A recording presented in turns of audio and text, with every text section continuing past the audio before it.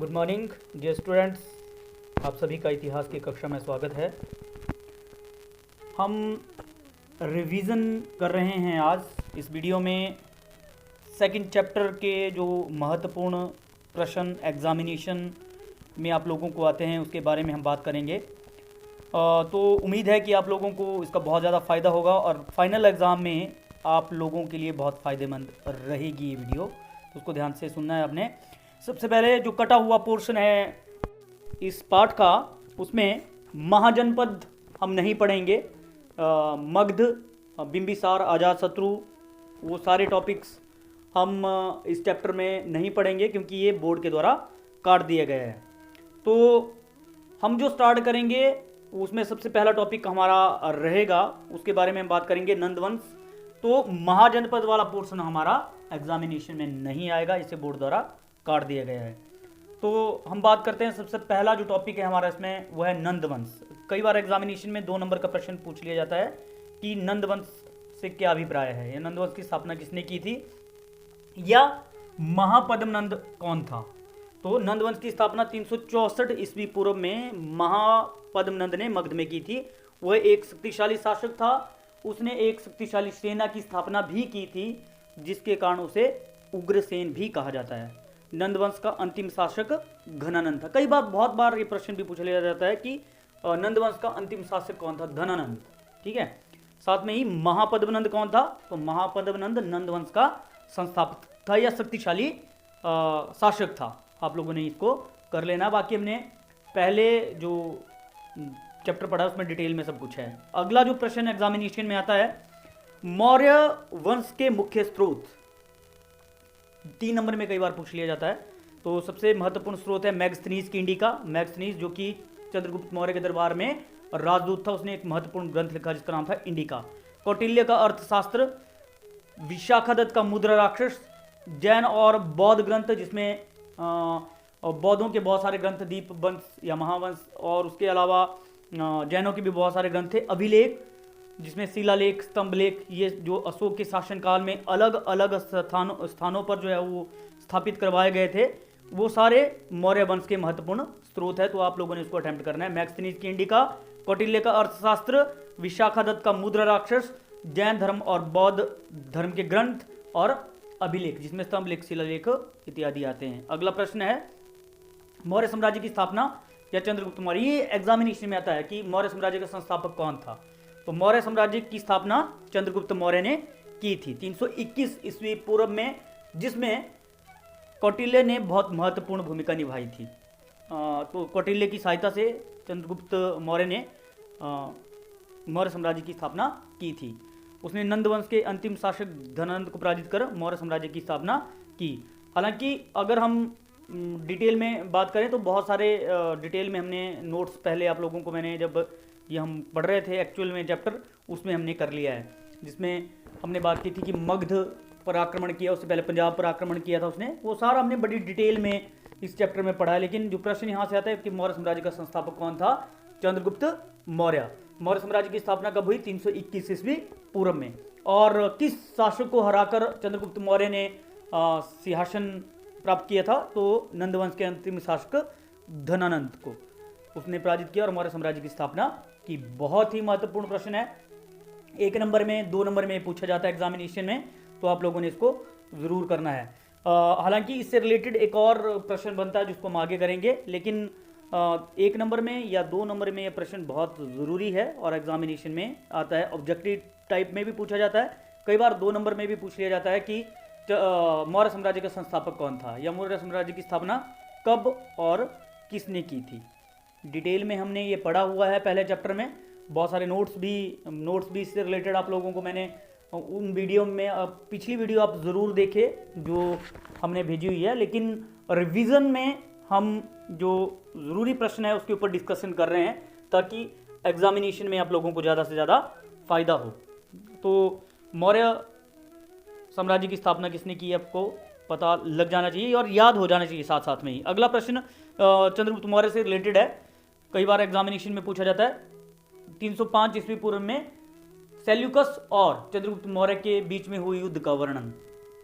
तो चंद्रगुप्त मौर्य तथा सेल्यूकस के बीच में सेल्यूकस जो कि सिकंदर का उत्तराधिकारी था और यूनानी शासक सिकंदर का उत्तराधिकारी, इन दोनों के बीच में चंद्रगुप्त मौर्य और सेल्यूकस के बीच में 305 ईस्वी पूर्व में युद्ध हुआ, जब सेल्यूकस ने भारत पर आक्रमण किया। तो इस लड़ाई में चंद्रगुप्त मौर्य ने सेल्यूकस को पराजित किया और दोनों के बीच में एक संधि हुई। इस संधि के अनुसार जो 4 महत्वपूर्ण प्रांत, जिसमें काबुल, कंधार, हेरात और बलूचिस्तान, ये सेल्यूकस ने चंद्रगुप्त मौर्य को दिए युद्ध की क्षतिपूर्ति के रूप में। और दूसरा, उसने अपनी पुत्री, जो उसकी पुत्री थी हेलेना, उसका विवाह चंद्रगुप्त मौर्य से किया।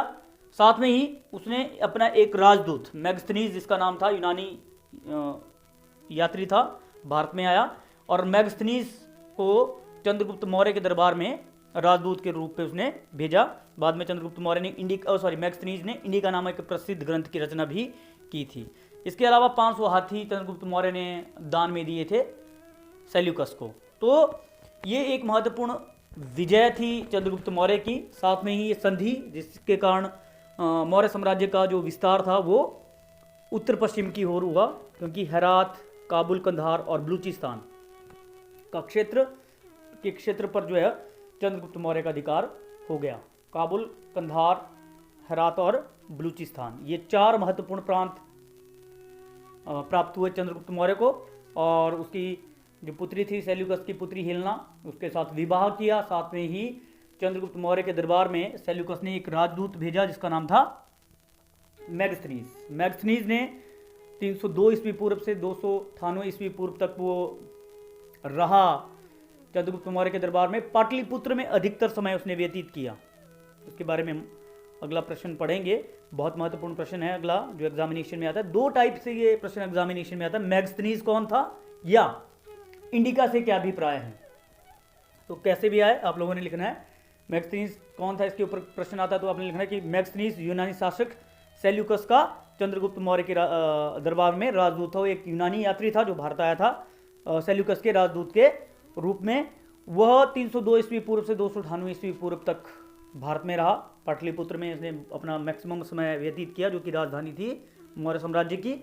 इस दौरान जो भी उसने अपनी आंखों से देखा, उसने अपनी पुस्तक इंडिका में उसको वर्णित किया, इंडिका में लिखा। और ये मौर्य साम्राज्य को जानने का एक बहुत महत्वपूर्ण स्रोत रहा है इंडिका। तो प्रश्न ऐसे भी पूछ लिया जाता है कई बार कि इंडिका से क्या अभिप्राय है। इंडिका मैगस्थनीज के द्वारा लिखा गया महत्वपूर्ण ग्रंथ था। इस ग्रंथ से मौर्य साम्राज्य के बारे में महत्वपूर्ण जानकारी प्राप्त होती है। मैगस्थनीज ने इस ग्रंथ में भारतीय समाज के बारे में, भारतीय अर्थव्यवस्था, भारत के शहरों और संस्कृति के बारे में, और साथ में ही मौर्य साम्राज्य के प्रशासनिक प्रबंध के बारे में बहुत डिटेल में लिखा है। लेकिन आप लोगों को इतना जरूर आना चाहिए कि मैगस्थनीज कौन था। बहुत सारे स्टूडेंट्स ये सोच लो कि ये बहुत ज़रूरी प्रश्न है जो एग्जामिनेशन में आते हैं। अभी आपको सेकंड टर्म में भी ये प्रश्न आए हुए थे। तो मैगस्थनीज यूनानी शासक राज सेल्यूकस का राजदूत था, जो कि चंद्रगुप्त मौर्य के दरबार में भारत आया था और उसने महत्वपूर्ण ग्रंथ लिखा जिसका नाम था इंडिका। ठीक है, अगला प्रश्न, ये भी बहुत जरूरी प्रश्न है, एग्जामिनेशन में आता है। कौटिल्य कौन था या अर्थशास्त्र से क्या अभिप्राय है। हमने पहले भी डिस्कस किया कि कौटिल्य चंद्रगुप्त मौर्य का परामर्शदाता एवं प्रधानमंत्री था। एक महान विद्वान और राजनीतिज्ञ कौटिल्य रहा है। कौटिल्य को डिफरेंट नामों से जाना जाता है, जिसमें चाणक्य और विष्णुगुप्त इनके प्रसिद्ध नाम थे। इनको 2 नामों से और जाना जाता है, चाणक्य और विष्णुगुप्त। उन्होंने एक महत्वपूर्ण ग्रंथ लिखा जिसका नाम था अर्थशास्त्र। अर्थशास्त्र हालांकि राजनीति के ऊपर ये लिखा गया था और इसे 15 भागों में विभाजित किया गया था। प्रत्येक भाग में शासन व्यवस्था से संबंधित विभिन्न विषयों की जानकारी प्राप्त होती है। तो जहाँ तक कौटिल्य की बात है, कौटिल्य ने बहुत महत्वपूर्ण रोल प्ले किया। हालांकि एक स्टोरी भी है रिलेटेड चंद्रगुप्त मौर्य और कौटिल्य की, जिसको मैंने जब हम पढ़ रहे थे, सिलेबस कंप्लीट कर रहे थे सिलेबस में, तो उन वीडियोस में मैंने आपको बताई थी। अगर आपको भूल गए हैं तो एक बार फिर से पुरानी वीडियो ज़रूर देख लें आप लोग, क्योंकि उसमें भी बहुत ज़्यादा फायदा आप लोगों को मिलेगा। तो कौटिल्य चंद्रगुप्त मौर्य का परामर्शदाता एवं प्रधानमंत्री था। उसे विष्णुगुप्त और कौटिल्य के नाम से भी जाना जाता है, चाणक्य के नाम से भी जाना जाता है। और उसने अर्थशास्त्र नामक प्रसिद्ध ग्रंथ की रचना की थी। तो ये अर्थशास्त्र से क्या अभिप्राय है, ये भी प्रश्न एग्जामिनेशन में आता है। अगला है बिंदुसार कौन था। 2 नंबर में, कई बार 1 नंबर में ये प्रश्न पूछ लिया जाता है। तो बिंदुसार चंद्रगुप्त मौर्य का पुत्र था। उसने 298 ईस्वी पूर्व से 273 ईस्वी पूर्व तक शासन किया था। बिंदुसार के बारे में हालांकि ज़्यादा जानकारी प्राप्त नहीं होती है, लेकिन फिर भी उसके व्यापारिक संबंध रहे हैं मिस्र और यूनानी शासकों के साथ। उसका वर्णन हमने जब डिटेल में पढ़ रहे थे तो कर लिया है। अगला प्रश्न है अशोक के ऊपर। कई बार 2 नंबर में प्रश्न पूछे जाते हैं। अशोक के बारे में आप क्या जानते हो, अशोक कौन था। तो अशोक भारत का महान शासक था। प्राचीन शासकों की अगर हम बात करें तो अशोक को महान भी कहा जाता है और मौर्य साम्राज्य का सबसे शक्तिशाली शासक उसे माना जाता है। अशोक बिंदुसार का उत्तराधिकारी था। बिंदुसार की मृत्यु 273 ईस्वी में हुई।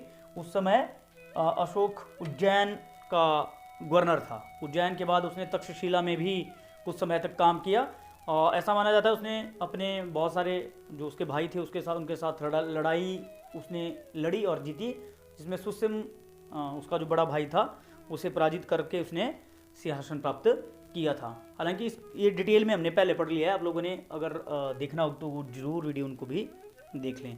अब हम बात करते हैं सबसे महत्वपूर्ण प्रश्न जो कि एग्जामिनेशन में बहुत बार आता है। 5 नंबर में, 4 नंबर में प्रश्न पूछा जाता है, कलिंग युद्ध।